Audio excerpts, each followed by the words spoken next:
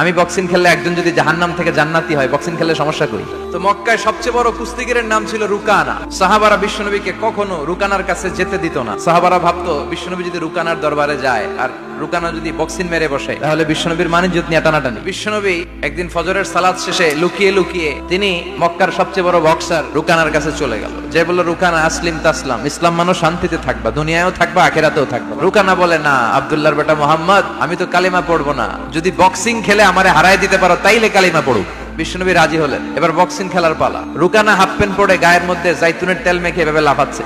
তো বিশ্বনবী তার পজিশন নেয় না, বিশ্বনবী দাঁড়িয়ে আছে। রুকানা বলল, মোহাম্মদ আমি লাফাচ্ছি, তুমি লাফাও না কেন? তুমিও লাফাও। বিশ্বনবী বললেন, না আমি লাফাই না, কারণ আমি সেলাইবিহীন লুঙ্গি পরি। সেলাই ছাড়া লুঙ্গি পরে যদি কেউ লাফায়, বাতাসে সতর খুলে যাওয়ার সম্ভাবনা আছে না নাই? এবার মারামারির পালা। রুকানা বলে, মোহাম্মদ তুমি মারো। বিশ্বনবী বললেন, তুই মার, কারণ আমি মারলে ওই মায়ের হজম করার ক্ষমতা তোর নাই।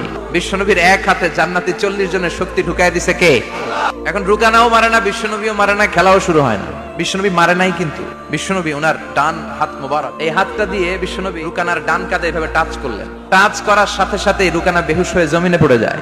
পানি ঢেলে রুকানারে হুঁশ ফিরানো হয়েছে। সবাই বলে, রুকানা তুই তো অনেক বড় পালোয়ান, আব্দুল্লাহর বেটা মোহাম্মদ ঘুষিও দিল না, লাথিও মারলো না, বেহুশ হইলি কেন? রুকানা বলে, আরে তোরা তো দেখোস নাই, তোরা দেখেছিস মোহাম্মদ হাত দিয়ে ধরেছে, আমার মনে হয়েছে বিশাল পাহাড় এসে কাঁধে চেপেছে।